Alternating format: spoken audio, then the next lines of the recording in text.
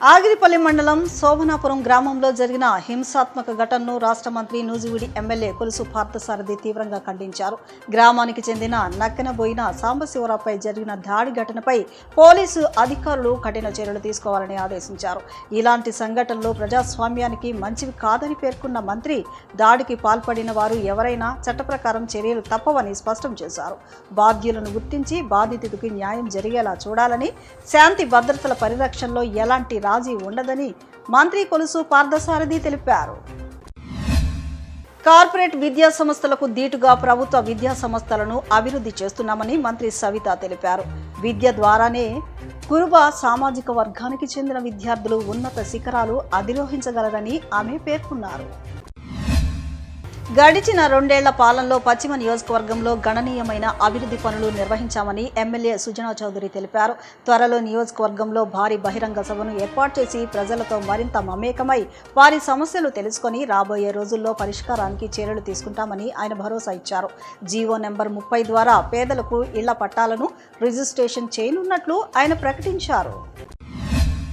ఇంద్రకీలాద్రిపై వేంచేసి ఉన్న శ్రీ కనకదుర్గమ్మ వారి అన్నదాన సత్రం ప్రసాదాల తయారీ కేంద్రాలను రానున్న జూలై మొదటి వారంలో ప్రారంభించేందుకు సన్నాహాలు చేస్తున్నామని దేవస్థాన పాలక మండలి చైర్మన్ బొర్రా రాధాకృష్ణ గాంధీ ఈవో సీనా నాయక్ తెలిపారు. ఇంద్రకీలాద్రిపైకి రాకపోకలకు సాగించేందుకు అనువుగా 2వ ఘాటు రోడ్డు నిర్మాణానికి పాలక మండలి నిర్ణయించిందన్నారు. అర్జున వీధిలో ఉన్న అమ్మవారి స్థలానికి అదనంగా మరో కొంత స్థలాన్ని సేకరించి భక్తులు సేద తీరేందుకు డార్మెటరీ తరహా నిర్మాణాన్ని చేపడుతున్నట్లు ప్రకటించారు. 2026 మహానాడును మహిళా సాధికారతకు అంకితం చేస్తూ తెలుగుదేశం పార్టీ తీసుకున్న నిర్ణయం చారిత్రాత్మకమని ప్రభుత్వ విప్ రెడ్డప్పగారి మాధవిరెడ్డి పేర్కొన్నారు. మహానాడులో పార్టీ పదవుల్లో మహిళలకు 33% రిజర్వేషన్లు కల్పిస్తున్న యువనేత నారా లోకేష్ ప్రకటించడం మహిళల రాజకీయ ప్రగతికి కొత్త దారులు తెరిచిందన్నారు. మహిళా సాధికారత గురించి కేవలం మాటల్లో చెప్పడం కాకుండా ఆచరణలో చూపిస్తూ మహిళలకు సముచిత స్థానం కల్పిస్తున్న పార్టీ తెలుగుదేశం మాత్రమేనని ఆమె అన్నారు.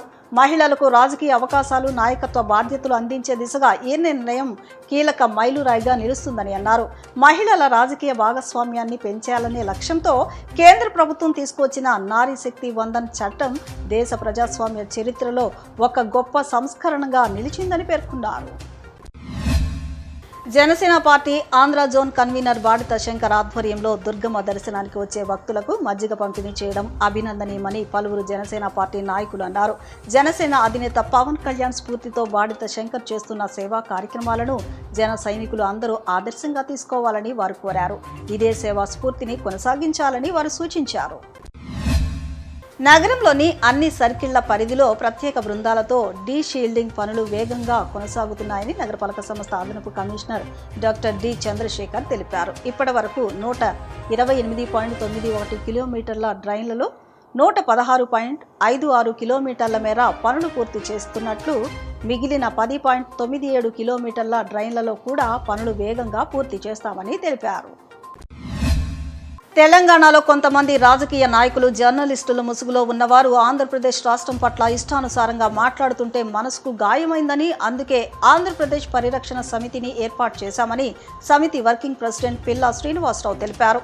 తెలంగాణ వాళ్ళు బెదిరిస్తే ఎవరు భయపడే పరిస్థితిలో లేరని అన్నారు. తెలంగాణలో పెట్టుబడులు పెట్టింది, అభివృద్ధి చేసింది ఆంధ్ర వాళ్ళని, రాష్ట్రం విడిపోయినా అక్కడ పెట్టుబడులు వెనక్కి తీసుకురాలేదని చెప్పారు. ఆంధ్ర వాళ్ళు తెలంగాణలో ఉండకూడదా, అదేమైనా వేరే దేశంలో ఉందా అని ప్రశ్నించారు.